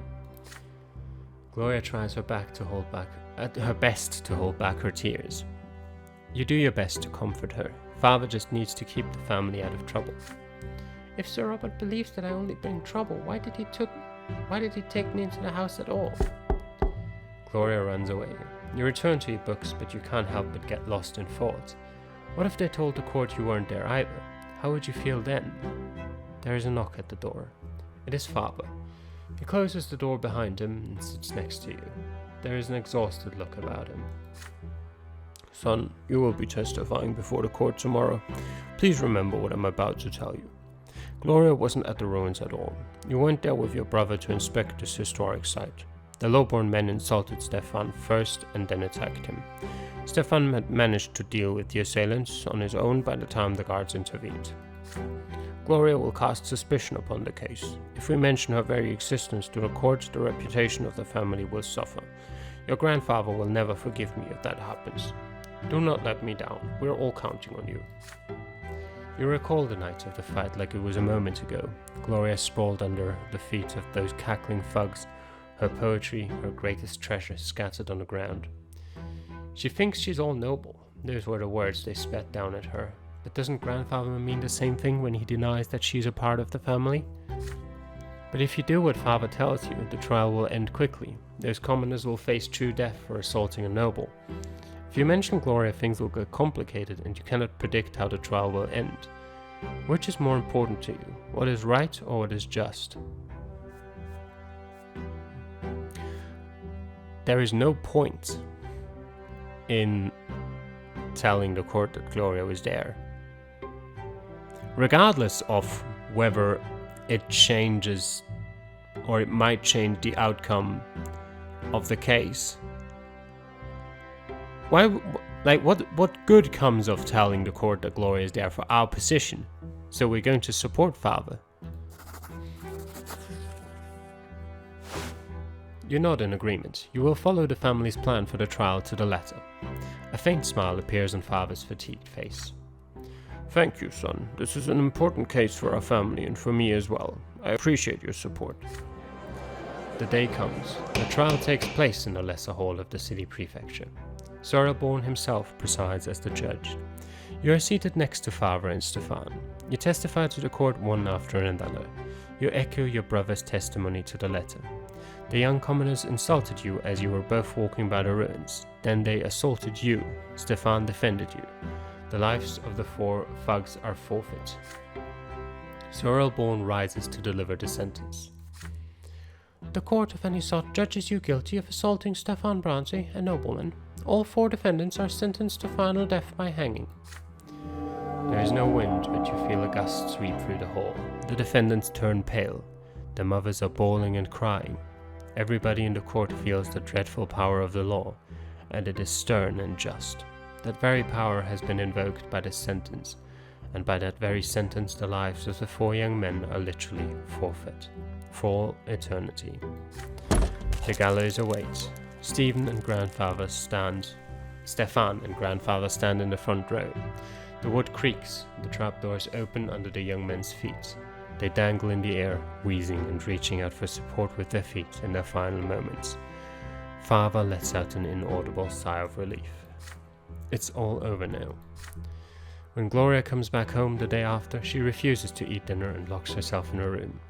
Before she leaves, however, you notice a scratch on her face and her hair is disheveled. You go to her room and knock at the door, but she will not open. Then she finally replies, "She's already gone to bed and you should leave." Did you do the right thing during the trial? Your sister is still being bullied. No one knows she has a family to defend her, and Gloria does not want to be defended now. Those 4 communists saw no mercy. Their lives ended for assaulting a nobleman. What did you seek to prove with this, and to whom? Was it worth it in the end? Alright.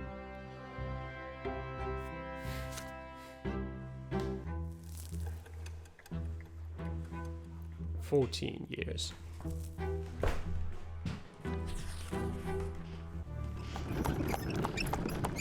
Stefan leaves soon after the trial, alone. Grandfather does not go with him. For the first time in a long while, he lingers in the house for more than a fortnight. Father says Sir Gregor is ill and needs rest. Several months go by and it becomes clear that grandfather will not recover. The eldest Brante is mostly bedridden now, and some days he has trouble recognizing people. When he means to address you or Nathan, he calls you Robert, your father's name. But when he does get out of bed, the house grows empty. The servants hide, mother locks herself in her chambers, you and Nathan run outside or hide quietly in your rooms. If grandfather sees anyone in the hallway, he begins lamenting. Oh, nobody heeds the lot any longer. Any harlot with a child can marry a nobleman these days. Children have no respect. His son betrayed him and let him down. And oh, how the Brante family has lost its honor. Again and again, you hear grandfather knocking at mother's door, screaming that it is all her fault. He blames her for ruining his chances to find bliss in the hereafter. He blames her for dooming him to suffer at the foot of the pillow. You overhear your parents talking one night. Mother begs father to move Sir Gregor to his old home and spare the children his decline. Father refuses her outright. It is late at night. The hot, dry winds are coming. The house is empty, save for you, Nathan, Gloria, mother, and grandfather in his bed. Father has left for the capital on business. You are engrossed in the history of the Empire, snapping out of your reverie only when the clock strikes midnight. You blow out the candle and get ready for bed. You hear the shuffling of heavy feet outside your door. You see light in the hallway. Grandfather, what could he want in the middle of the night? You peek into the hallway once he is past. Grandfather's figure sways as he heads for the door to mother's chambers. He opens the door and walks in. You hear him saying something quietly. Your unease is stronger than your fear now. You sneak closer to hear his words. You foul commoner, I need to. I have to cleanse my sins. I have to save my soul. You are my greatest sin. You and what you have done to Robert and this family. I should have put a stop to this marriage. I should have stopped Robert from tainting this house by your presence. Why, oh why didn't I do it? Please, Sir Brante, I beg of you. Silence, you will do my bidding. Fire will cleanse all low-born filth from this place. Fire and flame will free Robert from this disgrace. This is for my son's sake, for my son's sake, for my sake. I need to eradicate this low-born filth. The twins, they are calling for me now. I can feel it. Feel it. I beg of you, please have mercy. Mother begins to cry. You run into the room, unable to stay out of this any longer. Grandfather's gaunt figure looms over mother's bed, a lit oil lamp in his hand. Mother is sprawled out on the bed, crying. Please, just let me warn the children. I beg of you, Sir Brante. Your steps are loud enough to be heard. Grandfather turns to look at you. Stay out of this calamity. Be useful for once. Worldly matters concern me no longer. I see only my sins now, and a sinner I am. A sinner. The twins, they forgive no one. They will judge me by the pillar. I must do something. I don't want to suffer for all eternity. Go away. Mother's crying. Grandfather is still looming over the bed, driven to madness. His hand shakes as it clutches the oil lamp. His eyes shine in the dark. He truly believes this has to be done. You're suddenly torn. What if he's right? What if that is the only way for his soul to find salvation? There is no going back now. You have but a moment to act. We're stopping him. You look at grandfather defiantly and step towards him. He stares you down with rage and throws the oil lamp at the floor. You manage to catch it, but just barely.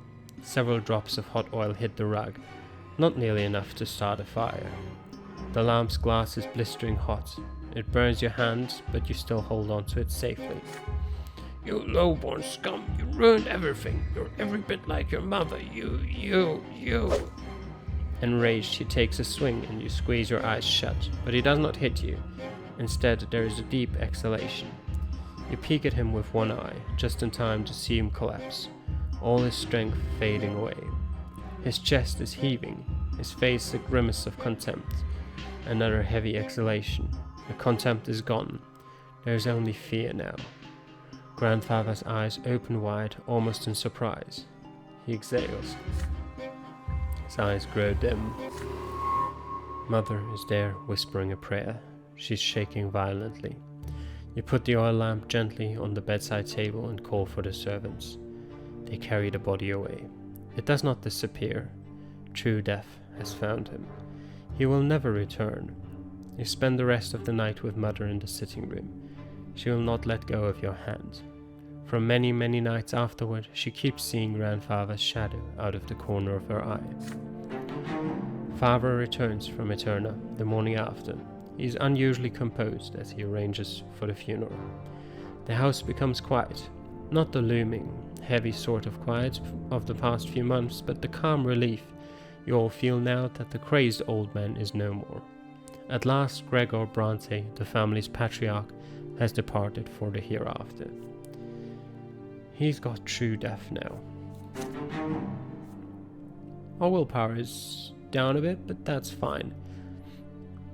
Ingenuity went up a bit. We're still honorable. We're close to becoming noble. Grandfather's demise, 1132.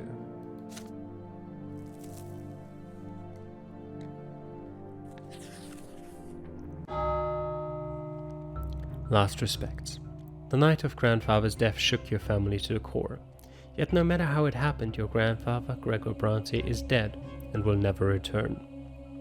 He was a fearful shadow, looming over the rest of the family, the Brante patriarch exerting his influence on all the lives below him, and all of you will remember him forever. Father is the new patriarch of the family now, yet he still cannot bring himself to sit at the head of the table where Sir Gregor used to preside. Stefan locks himself away in grandfather's bedroom every day. He will not talk to anyone. Gloria and Nathan still jump at every sound that so much as resembles the knocking of his walking stick. Mother spends all day in prayer at the temple. And yet the house has become calm and quiet with his passing. But there is one more thing that must be done, the final farewell. It weighs heavily upon your soul. The day comes to pay your final respects. Father goes to the tomb alone, save for Stefan, Nathan and you. Mother and Gloria stay at home. Only nobles or those who may become nobles may join this ritual. There is a solemn silence as you walk to the crypt. Father is the one who breaks the silence when you finally reach the door of the family crypt. Your grandfather built this crypt, and now he will be the first Brante to remain here in body forever. The first ever noble in our family.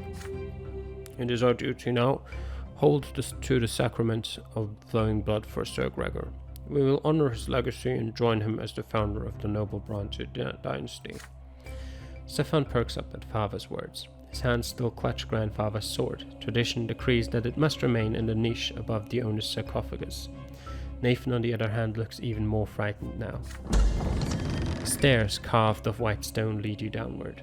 Deep in the gloom of the crypt, atop a pedestal, you see the sarcophagus that holds grandfather's body. Father takes a moment to compose himself before paying his final respects. Gregor Brante, my father brought our family into nobility through his unshakable will. He was a judge and a loyal servant to the empire.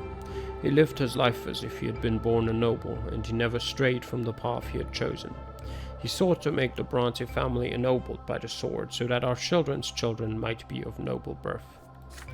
The twins now know I abided by my father's words all my life, even if I could not obey him every time.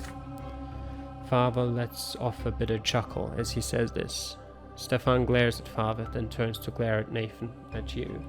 After all, the two of you were born of Father's shameful decision to marry a commoner. All of you remember his disastrous passing.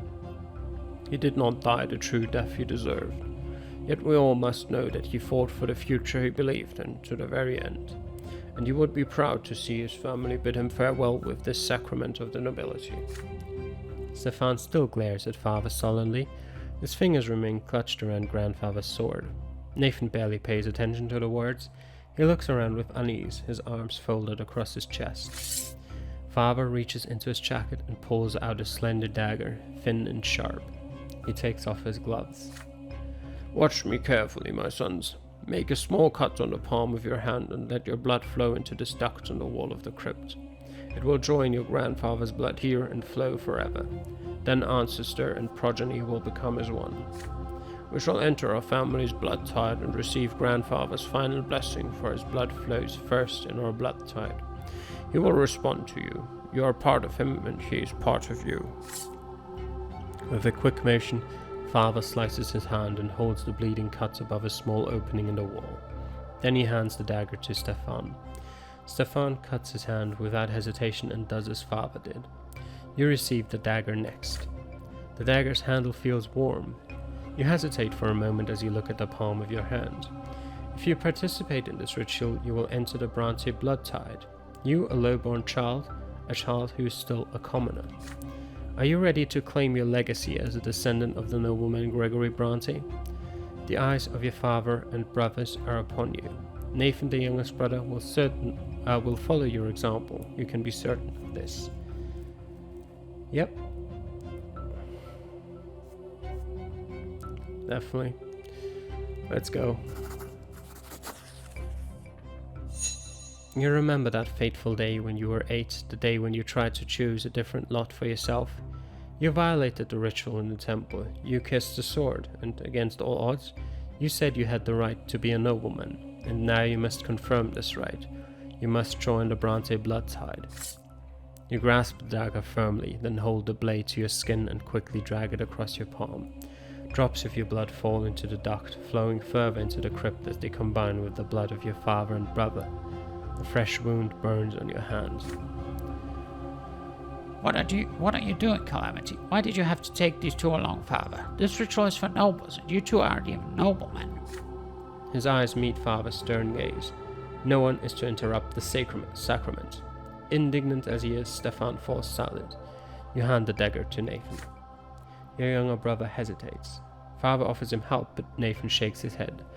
Finally, he makes a cut, and Nathan's blood joins yours in the duct of the crypt. The deed is done. It is time to close the sarcophagus. The lid falls into place with a heavy, resonant thud. Then suddenly, you all freeze as each of you hears your late grandfather speak to you. His voice is loud as it rings in the depths of the crypt, and yet he speaks to each of you separately. So you think yourself my descendant, son of a low-born woman? Very well. Time will tell how much nobility you have within. But know this, I am your ancestor. You are my flesh and blood. I will be watching you always, and my shadow will follow you forever. Do not let me down, boy. Grandfather's voice falls silent. You glance at your father and brothers, astonished. Save for Stefan, everyone else is dumbfounded as well. The ritual is complete. Stefan reverently kisses the grip of Grandfather's sword and places it in the alcove above the sarcophagus. Once all is done, you leave the crypt together. Cool, fresh wind blows in your face as you return to the surface. Stefan storms off to the carriage, fuming. Father stops halfway to the carriage and hugs Nathan and you briefly. Now your blood belongs to the dynasty of Sir Gregor Brante as well.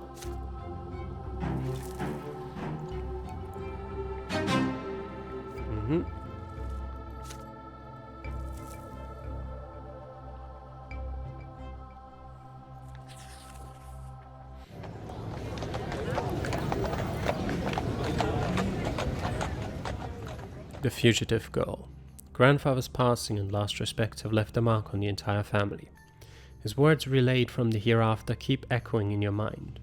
You still do your best to avoid the memory of grandfather's last night and spend more time on the city streets with Thomas and your other classmates. The road by the house reminds you of another clash with death. Sometimes as you walk along that road you recall Sophia, the beautiful girl with the wonderful eyes and the terrifying thundering hooves. You have not seen Sophia since that fateful day. The children who live nearby say her parents sent her to a rich Arcanian family, the Ottons, as a servant. The sun is set. The pillar shines palely in the dark sky. Thomas is ill, so you decide to visit him and tell him the latest news. The streets seem oddly agitated tonight, full of horses, cloaked men, strange faces, and hushed voices. A young nobleman in a heavy embroidered cloak is walking back and forth, clutching at his sword nervously. There is a grimace of rage on his delicate blue face. He is an Arcanian.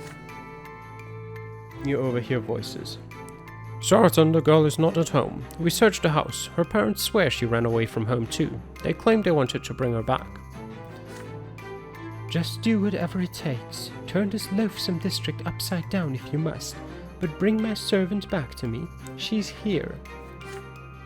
Sophia ran away from an Arcanian? How can this be? There is only one place on the entire street where a person could hide. The abandoned Moral House, 4 houses away from yours. You head there doing your best not to attract attention. The lopsided house built of yellow brick has been abandoned for 20 years or so. You remember playing there as a boy. You glimpse a figure inside even before you enter.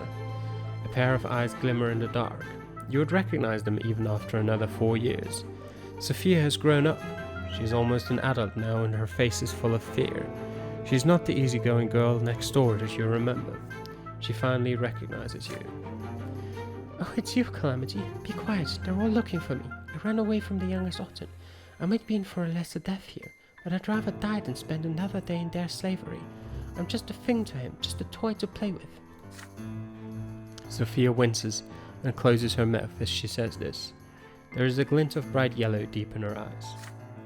I ran to my parents. I told them all about the men I had to serve, and they went and alerted the Ottons. They don't want to be the target of their ire. But you aren't going to tip them off, are you? The barking and shouting are getting closer. Sophia's voice grows quiet. She runs off to the darkest corner of the house before you can answer. One of Otton's servants is so close you can hear his cloak swishing against the ground. He notices something and calls for the others. There are more voices around you now. They approach the house from the yard and surround it. One of them seems particularly snappy, annoyed and impatient. You have already heard his voice today. If you're in there, girl, you'd be wise to come out and quit wasting my time. All will be forgiven and you will go back where you were. You know it. And if you don't, I'll drag you out by the hair. The hilt of the young Arcanian's sword bashes at the door. He is about to lose his patience for good. Sophia hugs the wall in the dark, trying to stay still. She glances at you. What will you do? Your heart is racing. Can you act against the Arcanian's orders? Do you have the gall to defy the mighty nobleman? Well, clearly not, seeing as I have no ingenuity and no willpower, and Sophia's already died once. So I can either bring her back or I can hide alone. Things have become too dangerous. You're not able to influence the fate of Sophia. Oh, sorry, Sophia. I have no other choice. I'll do you a favor. I say do you a favor. It's the least I can do. I'll not bring you to Otton, but I can't help you in any way here. You swiftly turn away from Sophia's desperate gaze and flee to cower in a dark corner. A pained sigh reaches your ears. I knew it. You do not respond. You need to hide. The front door slams open. Heavy footsteps echo from the entrance. The irate Arcanian strides right past your hiding place, paying you no heed whatsoever. Where are you, you little tramp? There's no hiding from me. A shadowy figure streaks past you. Sophia? A high-pitched, furious scream slices through the silence. A blinding golden flash explodes in front of you. A sudden cascade of sparks burning through the darkness. As you blink, stunned, Otton's tall figure freezes and suddenly collapses. The golden sparks are still dancing before your eyes. A sudden pain seems to rupture your skull from the inside. Through the light and the pain, you barely catch a glimpse of Sophia as she dashes past the prone Arcanian and runs out the door. It takes Otton a few long moments to regain his senses. He gets up with a curse and runs after Sophia. So she's a witch too, eh? Get her, now. You hear men running, shouting and barking orders on the other side of the wall. You lie there on a pile of old bricks, rubbing your eyes. The strange stupor slowly leaves you. You get to your feet and walk unsteadily out of the abandoned house. The danger has passed. You walk back home lost in thought. So Sophia is a witch?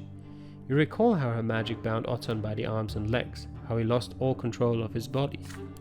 The runaway servant girl becomes the talk of the district for an entire week. You hear that Sophia has managed to flee the city. The Ottons are furious. Sophia vanished from your life just as suddenly as she came. You will not see her again for quite some time.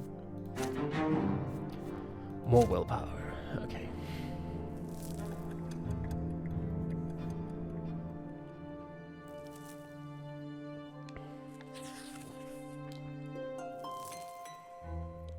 Summer, the bloodstained servant. You're about to turn 15, just one step away from adulthood. Mother is acting anxious at dinner today, barely touching her food. You exchange glances with Gloria. She carefully tells you that she wants to go to the tailor. Mother shudders and her hands clench into fists. No, don't you dare leave home today. I forbid it. That dirty heretic Fotis is preaching his lies under the silver tree today. Twins willing, I don't want you to hear any of that. You and Gloria glance at each other again. Fotis. He's a patriarch, the head of the clergy throughout the entire province. That is the first time you've heard Mother speak like this about a priest, especially such a high-ranking one. Once you leave the dinner table, Gloria comes to your room with a cunning expression on her face, like she's about to play a trick on someone. She has a plan. The two of you should sneak out of the house and go to the silver tree. You simply must hear that sermon for yourself. What's so bad about Patriarch Fotis? Why does Mother hate him so much? You two are grown-ups now. Surely you have the right to know. You agree with your sister. Together you sneak out from under your mother's watchful eye and hurry to the silver tree. The temple block is full of people from all ranks and estates. There's barely enough room for you to squeeze through the crowd. The horde has gathered around the very roots of the tree. Gloria suggests that you climb up to the roof of a nearby building so you can hear and see everything better. And not a moment too soon. From the roof you see a tall, silver-haired priest step onto the platform by the tree, dressed in a common black robe that looks far beneath his rank. Yet he stands like a noble before the crowd. Behind his back is a banner flapping in the wind, the open book. This is the symbol of the new faith, the crowd whispers. He holds his hands up to the sky, and the entire temple block grows quiet. The patriarch begins his sermon, his vibrant voice rolling across the square. Fotis speaks of a great mistake. We entrusted ourselves to the lots as the only way to fulfill divine providence in this world, but for all these years the will of the twins has been interpreted for us by a single man, Prophet Isatius. The twins are ever watching from atop the shining pillar. Of this we have no doubt, but how can we so blindly believe that we truly follow their will by following the lots? Have we not seen the three lots of Isatius fail again and again to answer the question of how we ought to live our lives? Have we not seen people change their lot in life again and again without being smitten by divine wrath? Every person born, whether human or Arcanian, lowborn or noble, must find their lot and their way to the gods on their own. From now on we will seek the gods in the accounts of their own lives, in their own acts in this world, and in their own words as they echo within us. And as we heed the voice of the twins within, we will each find their path for us on our own. The crowd at the silver tree listens to the patriarch's speech in stunned silence. You glance at your sister. Her eyes glisten with tears as she hears Fotis' words. Then suddenly a hoarse cry rises from the crowd. There are no lots. Does that mean the nobles are going to till the fields and the commoners are going to bear arms?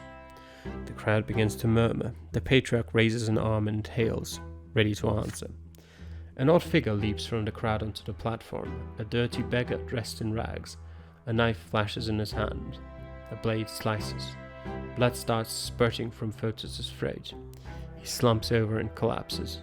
A dark brown puddle spreads across the platform where he had stood. Gloria clutches her mouth to suppress a shriek. A few moments of stunned silence, and then the screams begin. The people are frantic. The temple guards try to restore order in the crowd, but to no avail. An old woman dressed in an inquisitor's cassock tries in vain to apply pressure to the patriarch's wound. The nobles draw their swords. Dogs are barking. The crowd is pushing and shoving. Children are crying. The entire square by the tree is in chaos. From the roof you see the moment when people start trampling each other, howling, praying, shouting. Gloria tugs on your sleeve. Time to go. You climb down from the roof and run. You return home without exchanging a word. Mother has been in her room all the while, so no one noticed your absence. Gloria locks herself in her room. You do not discuss the things you have just seen. They are too frightening. But your parents discuss every little detail of the bloodstained sermon over dinner. This is unbelievable. A patriarch murdered in plain sight. The gendarmes and the Archduke's guards have searched every corner of the slums, and the murderous beggar has disappeared without a trace. I can't even imagine a more gruesome crime. Photis has died a true death, never to return from the hereafter. But how? Why can't the patriarch be reborn? He's so close to the twins. Such is the way of the world, my children. Once you're granted great power by the twins, well, there is no hope for you to come back, not even after the first of your deaths. Emperors, their powerful vassals, heads of great Archean dynasties, patriarchs of the church, none of them are destined to be reborn. Photis is gone forever. I fear for his soul. It was lost in doubt. Will the twins accept him upon the peak of the pillar? We must pray for the patriarch, children. Let us hope he managed to return to the true old faith before the moment of his passing. But there is little hope for that.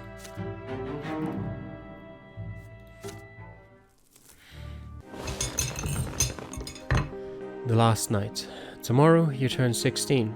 According to imperial law, you will be a full adult. Your time at Sir Tibor's school has ended. You have studied enough to apply for the Imperial College and learn the judge's trade there. You are to travel to Eterna tomorrow. Your friend Thomas will go there with you to try his luck in the Imperial capital. Mother and father prepare you for the long journey. Remember, son, there is only one goal for you. You must become a student at the Imperial College. Your teachers dragged you through all those books for a reason. You have the knowledge and fervor to be ennobled by the mantle as I was, and as my late father was before me. And who knows, maybe one day you will be the one to write the name Brante in the blue book and ensure that your children's children will be noble by birth. Then mother speaks to you carefully. There is worry in her eyes. But Robert, there may be another path for our son. Stefan, your firstborn, was born a noble. He will surely earn the title for the entire Brante family. Your second son bears the favor of the twins. For him the past of the priest is a worthy calling, no less than a nobleman's sword. They have been arguing about your future for a while now. Still, she would never defy the will of a nobleman, her husband. You smile at them both, trying to placate them. Gloria laughs quietly behind their backs. Just don't become a snoot like Stefan, and you'll do just fine. Mother chides Gloria for that. You wink at your sister. Nathan has been downcast all evening. He barely touched his dinner. When everyone gets up from the table, he suddenly rushes over to embrace you. Please don't go, Calamity. Can't you stay? I don't know what I'm going to do without you.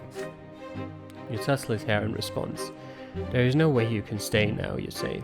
But when you come home, and you will come home, you'll tell him all your stories and bring him a special present from Eterna. This is it. All your lessons have been learned. All your things have been packed for the road. You will leave the family home tomorrow. Tonight is your last night at home before your departure. You walk through the rooms one last time. The sitting room where Mother used to read you fairy tales. The library where Gloria used to spend all her time. Father's study, which you entered only on special occasions.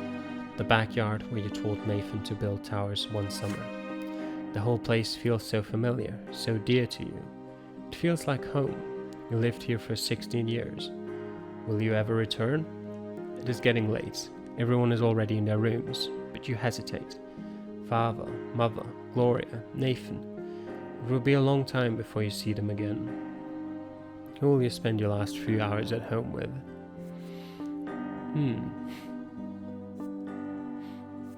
Needs to be above 4. One of the following must be true.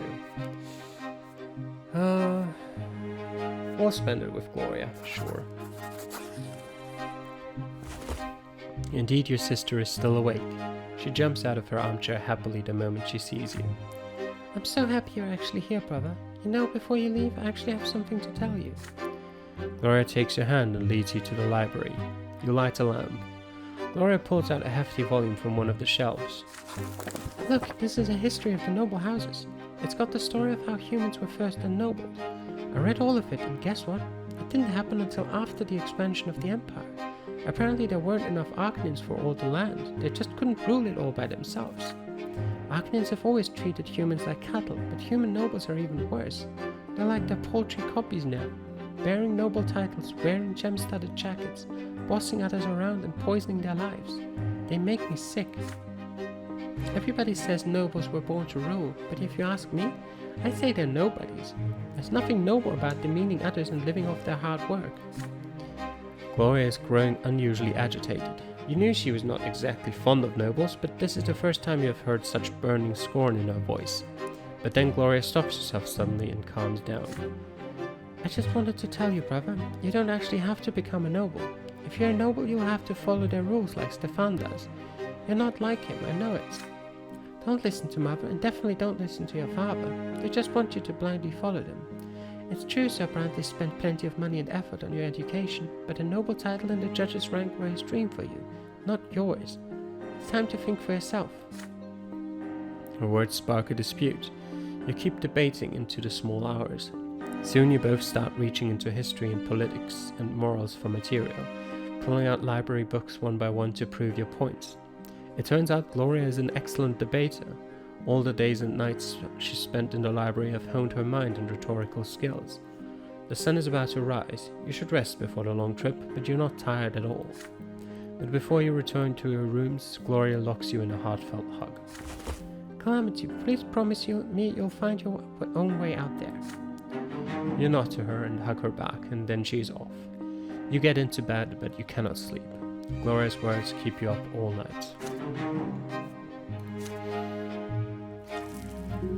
Departure from home.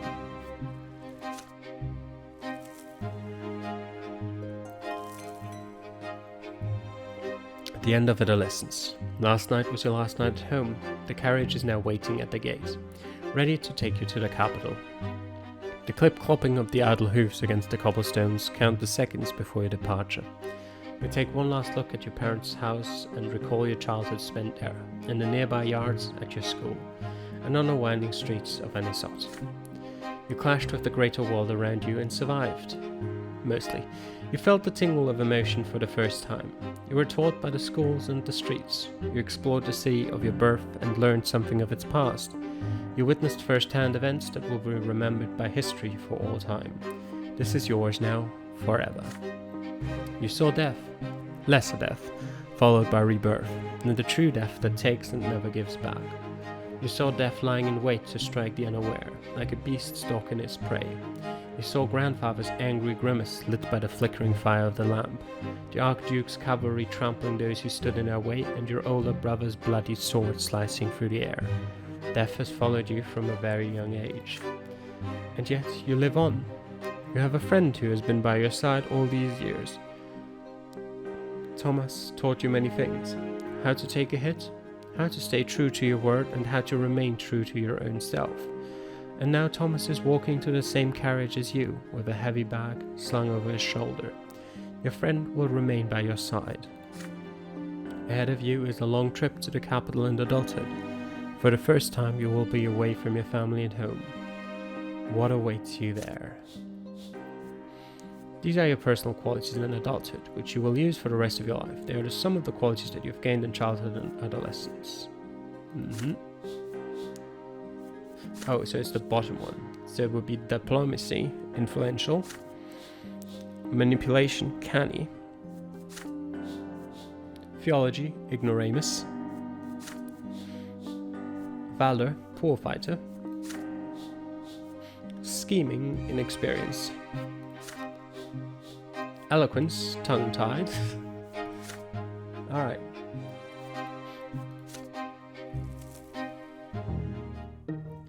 That is the end of chapter 2. We've got all these happenings here. All the events that happen, our stats. And that is the end of the demo of the life and suffering of Sir Brante. Yep, that was a very long Indie Sunday. I don't even know how long this second chapter was. It felt like way longer than the first one even. And I enjoyed it. Though I don't know if I will continue playing through it. Certainly, I don't think I'd do it on the channel itself unless there's a massive demand for it, of course. Yeah, I still hope you enjoyed watching through it. I think it's actually like it's a ridiculously long demo of sorts. Like, just think about it. I just got to play, what was it, about 3 hours of a game for free.